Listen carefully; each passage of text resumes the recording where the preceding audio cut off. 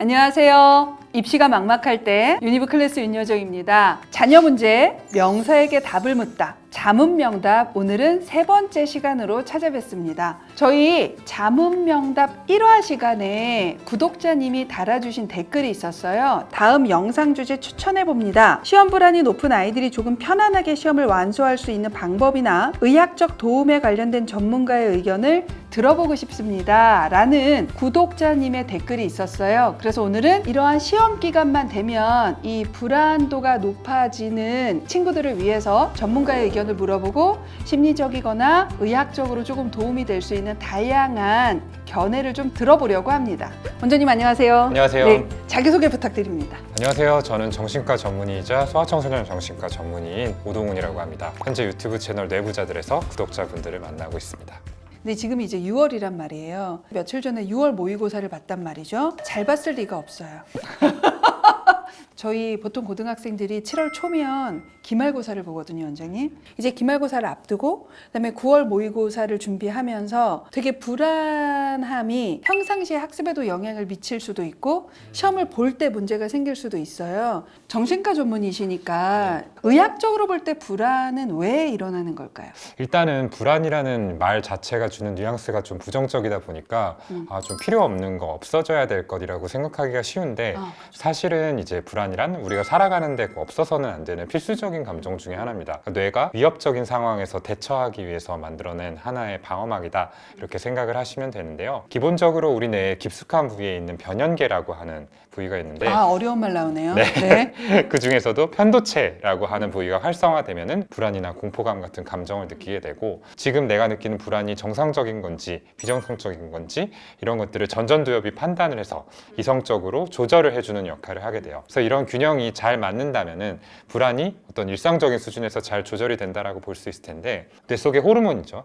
신경 전달 물질이라고 하는 이런 것에 이제 불균형이 생겨서 뇌 기능이 원활하게 잘 조절이 되지 않을 때 우리가 흔히 말하는 불안장애 같은 증상이 나타날 수 있는 거죠. 이러한 감정이 결국 조절을 할 수 있느냐 없느냐의 문제인 거네요. 맞습니다. 그러면 이 조절은 선천적인 걸까요? 아니면 이 조절하는 것들을 배우면서 생기는 걸까요? 저는 좀 그게 개인적으로 궁금해서요. 사실은 이제 두 가지 요소가 복합적으로 작용한다가 정답이 될 수 있을 텐데요. 일단은 이제 선천적인 요인에서는 타고나기를 워낙 높게 타고난 친구들이 있어요. 그런 경우에는 새로운 상황이 나에게 닥쳤을 때 거기서 어떤 흥분감이라든지 신나는 감정이라든지 이런 것들을 느끼기보다는 뭔가 좀 잘못되지 않을까? 뭔가 내가 감당하기 힘든 상황이 생기지 않을까? 생각이 이어지고 결국에는 불안이란 감정이 더 치솟을 수 있는 거죠. 근데 이런 이제 기질에 더해서 이제 양육상의 어떤 문제들이 이제 같이 겹쳐지게 되면은 불안 조절에 어려움이 생기게 되는 겁니다. 그러니까 시험이란 상황은 사실은 누구한테나 좀 피하고 싶은 상황이죠. 지금 우리는 진짜 자녀의 시험 불안이니까. 그렇죠. 나는 시험이 너무 좋아, 또 볼래, 이렇게 하는 친구들은 없을 테니까요. 우리나라가 워낙 이제 경쟁 사회라고 이제 얘기들을 하잖아요. 모든 이제 학업적인 성취나 이런 것들이 최우선시 된다라고 하지만 또 가정에서 어떻게 이런 것들을 적용하느냐도 굉장히 달라질 수 있는 부분이라고 생각을 하거든요. 그러니까 부모님들이 아이한테 이제 어느 정도 수준의 성취를 기대를 하는지, 그리고 아이가 어떤 성과를 가져왔을 때 정말 결과에만 초점을 맞춰서 칭찬을 해주었는지, 아니면 과정까지 아울러서 좀 살펴볼 수 있었는지, 이런 것들이 결국에는 켜켜이 쌓여서 아이한테 이런 이제 평가받는 상황에 대한 어떤 두려움을 만든다라고 보는 거죠. 결과적으로 그런 것 같아요. 그러니까 어차피 가정 밖에 나가면 평가받게 돼 있잖아요. 그렇죠. 네, 경쟁을 하고 순위와 서열로 한 줄 서기를 할 수밖에 없는 건 사회에서 그런데 가정에서도 계속 그렇게 평가당하는 상황에 아이들이 좀 일찍 노출이 되면 불안도가 조금 더 높아질 수 있겠다. 네, 맞아요.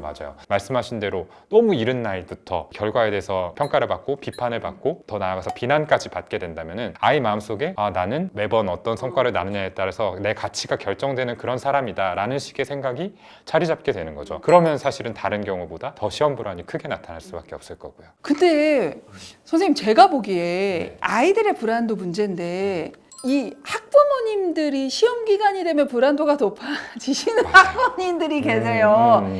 맞습니다. 여기서 이제 또 하나의 악순환이 일어나는 거죠. 네. 당연히 감정 전염이라고 하는데 아이의 불안을 이제 엄마가 받고 엄마가 그걸 증폭시켜서 아이한테 돌려주고 또 오고. 네, 어. 서로 이제 불안을 키우는 이제 이런 상황들이 생기는 것 같아요. 출발점을 따져보면은 저는 부모님으로부터 시작하는 경우가 상당히 많다라고 생각해요. 우리가 아까 불안에 대해서 얘기할 때도 선천적인 기질 부분도 있지만 이제 양육을 어떤 식으로 받았느냐가 또 중요하다라고 말씀을 드렸잖아요. 부모님 자체가 사실은 불안이 해소가 되지 않으니까 이런 것들을 이제 아이들을 잘 조절해주지 못하고 아이한테 다시 더 오히려 불안이 증폭된 형태로 전달되게 되는 그런 결과를 낳는 것 같거든요. 저는 이제 이쪽 전문가는 아니지만 워낙 많은 학생과 부모님의 케이스를 보잖아요. 그쵸. 그러니까 공통적으로 제가 보는 건 부모님이 본인의 인생하고 아이의 인생을 약간 동일시하는 현상이 생기시는 부모님들은 이게 시작점이 되는 것 같아요. 그러니까 어느 순간에 얘 인생은 내 인생이야. 내 인생의 일부분이 이게 동일시가 돼버리면 이거는 도저히 어떻게 해볼 수 없는 굴레에 빠지기 시작하시는 게 아닌가 하는데 근데 솔직히 저도 아이를 키우고 있고 원장님도 이제 자녀가 있으시니까 그쵸. 이게 동일시가 안 되는 게 되게 어렵다라는 건 저희도 알잖아요. 저희도 그게 쉽게 되지 않는다는 거는 저희도 누구보다 잘 아는 자녀를 갖고 있으니까 이게 정말 되게 어려운 영역인 것 같아요. 맞아요. 원장님 그거 잘 되시나요? 저 잘 안 되거든요. 사실은 이제 저도 진료실에서는 많이 말씀드리죠. 이제 아이와 분리해서 생각하셔야 된다. 이거는 아이의 성취이지 부모님의 성취가 아니다. 맞아요. 라고 얘기를 하지만 이제 집에 들어가서 문제집 풀고 있는 모습을 보고 올라오지. 네. 맞아. 근데 이게 저는 이제 우리가 이제 성인이 되면은 어느 순간 이제 뭔가 내가 잘 살고 있는지에 대해서 성적표를 더 이상 받아들이지 않게 되는 순간이 그렇죠. 오잖아요. 더 이상 뭔가 성취가 확인이 될 수 있는 게 별로 그쵸. 없으니까. 네, 학생 때는 이제 계속해서 성적이 나오고 입시 결과가 나오고 그러니까 내가 지금 잘 가고 있다는 지표를 우리가 손에 쥐게 되는데 어느 순간이 되게 되면은 누구도 그걸 확인시켜 주지 않는단 말이죠. 맞아요. 그러다 보니까 이제 이 성취에 대한 욕구를 채우는 화살이 자연스럽게 아이에게로 가는 것 같아요. 맞아요. 네, 아이는 계속해서 시험을 보고 그게 점수를 보이고. 받아오고 눈에 어, 보이고 어. 그러니까 이런 감정 자체를 이제 부정하는 건 아닌데 그럼에도 우리가 노력해야 될 부분은 아이의 성과는 아이의 성과이지 내 성적표는 아니다. 이거 이제 아이를 위해서도 나를 위해서도 계속 좀 리마인드를 해야 될 부분인 것 같아요. 저는 어렸을 때 이제 놀이교육이나 공동체 교육이나 사회적 협동조합에서의 교육을 좀 관심이 있어서 공부했었던 때가 있었는데 거기서 제일 먼저 나오는 제일 중요한 원칙이 아이를 나에게 온 귀한 손님이라고 생각을 해야 한다. 손님은 언제가 떠나거든요. 그러니까 손님이 내 집에 머물 때까지 우리가 극진히 대접을 하고 가신다고 하면 잘 보내드리는 손님이라고 생각을 해야 자녀를 이 굴레에서 벗어날 수 있다라는 얘기를 정말 되게 감명 깊게 들어서 그러려고 조금 노력을 하려고는 해요. 100%는 안 됩니다. 그게 100% 되면 성인군자죠. 맞아요. 그래서 그 부분도 말씀드리고 싶은 게 이런 것들은 원래 잘 안 돼요. 맞아요. 원래 잘 안 되기 때문에 또 한 번 화살을 쏴서 스스로를 자책하지는 않으셨으면 좋겠다라는 말씀을 부모님들에게 드리고 싶어요. 맞아요. 이거는 원래 어려운 부분이고 연습이 원래 필요한 부분이다. 그래서 한 번 잘 안 되더라도 좌절해서 그만둘 필요도 없고 자책할 필요도 없고 그냥 계속해서 연습을 하면 되는 거다. 말씀하신 대로 손님처럼 친한 친구의 아들처럼 네, 조금은 분리를 해가지고 생각하는 연습하셨으면 좋겠다. 그러면 부모님들이 스스로 조금 이러한 불안을 해결하기 위해서 가져야 되는 어떠한 방법 같은 것들이 좀 뭐가 있을까요? 제일 먼저 말씀드리고 싶은 거는 결과보다는 이제 과정에 초점을 둬서 칭찬을 하는 것들 이런 것들 아주 중요합니다. 결과만 칭찬하게 되면은 아이 입장에서는 나는 결과값으로 내 가치가 매겨지는 사람인가 보다 라는 식의 어떤 고정관념이 마음속에 생기기 때문에 튼튼한 자존감이 생기기가 어려워요. 그렇기 때문에 결과보다는 아이가 노력했다는 그 자체 그 과정에서 아이가 겪었던 어떤 수고로움에 대해서 충분히 인정을 해주고 거기에 대해서 대화를 나누는 게 필요하다라는 거죠.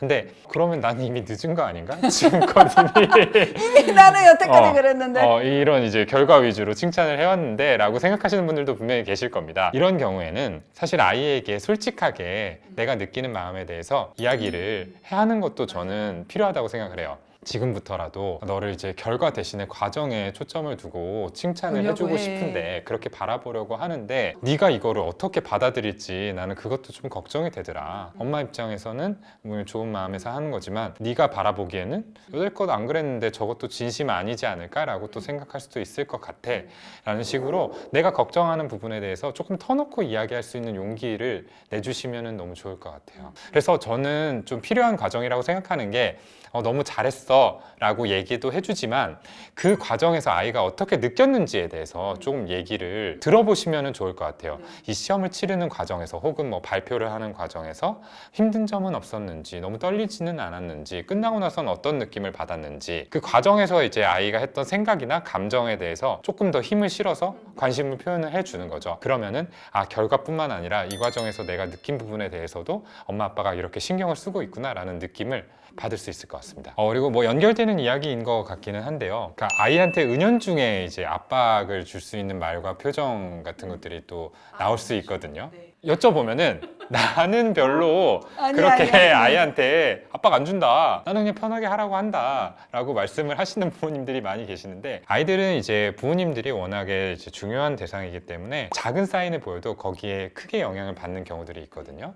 목소리의 톤이라든지 표정이라든지 맞아요. 이런 것들도 엄마가 이번 내가 좀 시험을 못 받아왔더니 표정도 좀 안 좋아지고 말수도 좀 없어. 괜찮아 라고 말하는데 저 괜찮아, 표정은 괜찮지가 괜찮아. 않아. 내가 생각하지 못한 부분들도 아이에게 정보가 돼서 전달된다라는 부분들을 좀 기억을 해주시면 좋을 것 같습니다. 이 시험을 치르는 과정에서 힘든 점은 없었는지, 너무 떨리지는 않았는지, 그 과정에서 이제 아이가 했던 생각이나 감정에 대해서 관심을 표현을 해주는 거죠. 괜찮아 라고 말하는데 저 괜찮아, 표정은 말은 괜찮지가 괜찮아. 않아. 내가 생각하지 못한 부분들도 아이에게 정보가 돼서 전달된다라는 부분들을 좀 기억을 해주시면 좋을 것 같습니다. 선생님, 그러면 이제 기말고사를 앞두고 되게 불안함이 시험을 볼 때 문제가 생길 수도 있어요. 이런 친구들은 좀 이제 어떤 것들이 좀 있을까요?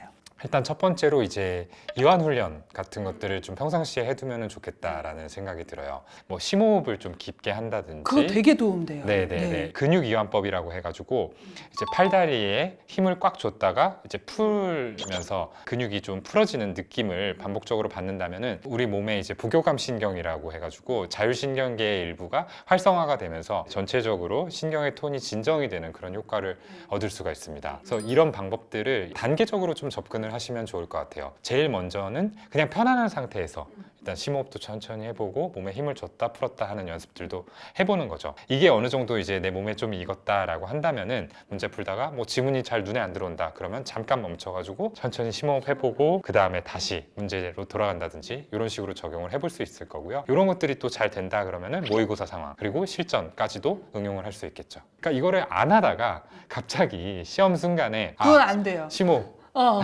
근육 이완 해보려고 해도 안 되거든요. 네, 맞아요. 일상적으로 좀 연습을 해서 체화를 좀 시켜놔야지 내가 필요한 순간에 이런 것들을 바로 활용할 맞아요. 수가 있어요. 그래서 보통 이런 불안 강도가 있는 친구들한테 저도 항상 꼭 시키는 솔루션이 있는데 그냥 시간 내로 1번에서 30번까지 문제를 푸는 것만이 모의고사가 아니다. 심호흡을 하거나 어떠한 심리적으로 내가 뭔가 마인드 컨트롤을 하는 것까지도 다 연습을 해놔야 수능 때 그걸 할 수 있어요. 방금 선생님 말씀하신 부분이 굉장히 중요한 것 같아요. 그러니까 시뮬레이션을 미리 이렇게 해보는 것들도 불안을 낮추는 데 있어서 굉장히 중요하게 작용을 합니다. 어쨌거나 이제 시뮬레이션을 하는 환경은 시험장보다는 조금 편안한 상황이잖아요. 그런 상황에서 내가 이렇게 시험을 풀어내는 연습을 하게 되면은 이 시험이라는 자극과 상대적으로 이 편안한 느낌 간에 어떤 커플링이 좀 생기게 돼요.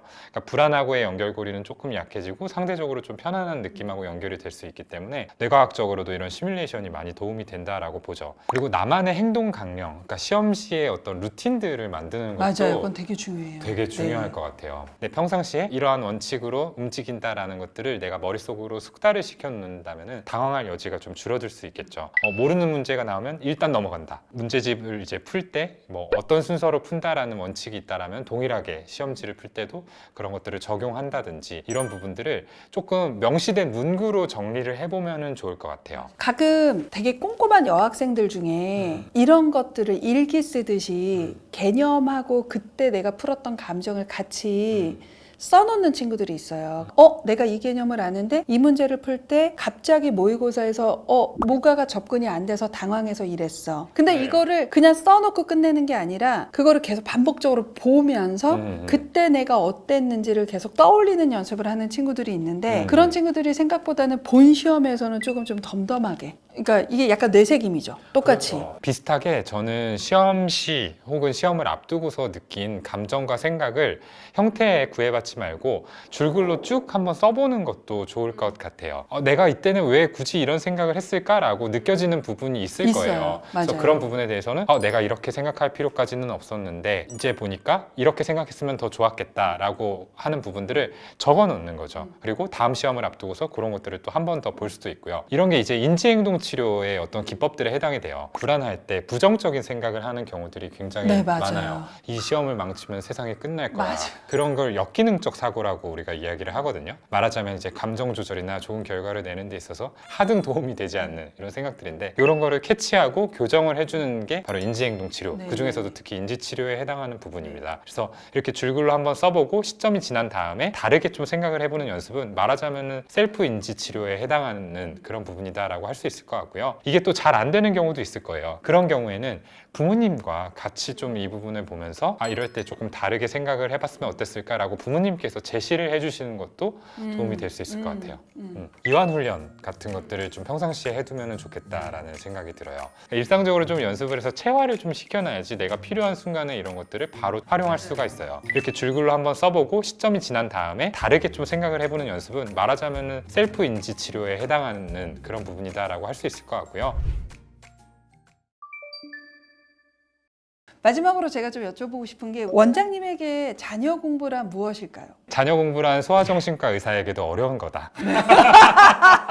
라고 말하고 맞아요. 싶어요. 맞아요. 근데 진짜로 드리고 싶은 말씀이, 아이의 공부라는 거는 우리가 놓을 수도, 너무 세게 움켜쥐을 수도 없는 부분이기 때문에 계속해서 노력을 해야 된다라는 부분들을 꼭 말씀을 드리고 싶습니다. 아이의 이제 페이스메이커가 된다? 이런 느낌을 좀 가지고서 접근해 주시면 참 좋을 것 같아요. 특히나 이제 아이의 나이가 어릴수록 부모님들이 다 커리큘럼을 짜고 관리를 하다 보니까 그 말로 캐리를 해야 된다. 예, 이런 생각들을 가지고서 아이를 계속해서 대하시는 경우들이 많은 것 같아요. 근데 고학년으로 갈수록 선생님 더 잘 아시겠지만 결국에 공부는 아이가 하는 거고 아이의 자율성을 더 존중할 수밖에 없는 그런 방향으로 가게 되잖아요. 그래서 이렇게 놓으면 안 될 것 같은데, 이거를 이 친구한테 다 맡기면 안 될 것 같은데 라는 생각이 들지만, 적어도 한두 가지 부분에서부터는 그러면 네가 이 중에서는 선택을 해봐 라고 선택권을 주고 아이 나름대로 자율성을 기를 수 있도록 도와주는 과정이 자녀 공부에 있어서 굉장히 중요한 포인트가 아닐까. 자, 오늘은 자문명답 3번째 시간으로 불안, 특히 시험을 앞두고 또는 시험을 보다가 느끼는 불안에 대한 얘기를 했습니다. 많은 도움이 되셨으면 좋겠고요. 근데 이렇게 듣다가 나 이런 것도 너무 궁금하고 이런 것과 관련된 좀 전문적인 전문가의 견해를 듣고 싶어하는 주제가 있으시면 망설이지 마시고 댓글을 달아주세요. 저희가 다 읽어보고 이거는 꼭 반드시 전문가를 좀 섭외해서 말씀을 드려야 되겠다 하는 것들을 잘 찾아서 해결해 드리도록 하겠습니다. 자, 원장님 마지막 가시기 전에 해주셔야 할 게 있습니다. 네. 자, 오늘의 영상이 도움이 되셨다면 구독과 좋아요 부탁드립니다. 안녕하세요. 입시가 막막할 때 유니브 클래스 윤여정입니다. 아니, 제가 없는 사이에 40만을 넘었어요. 뭐라고 얘기하지 못할 만큼 너무 감개무량합니다. 몇 년 전부터 유니브 클래스를 구독하시면서 첫째 아이도 둘째 아이도 그리고 지금도 열심히 입시 공부를 하시는 모든 학부모님들과 학생들이 이 40만 구독의 주인공이라고 생각합니다. 작은 이벤트를 하나 하고 가야 되지 않을까 하는 생각이 들어서 올해 2026 학년도 주요 전형 변경 사항을 담은 자료집을 무료로 드리도록 하겠습니다. 좋아요와 구독 꼭 눌러주시고요. 저희 고정 댓글란에 있는 링크로 들어가서 확인해 주시면 될 것 같습니다. 앞으로도 쭉 지금처럼 모든 지역의 학부모님들하고 친구들에게 도움이 되는 유니브 클래스가 되도록 최선을 다해서 노력하겠습니다. 입시가 막막할 땐 유니브 클래스 윤여정입니다. 감사합니다.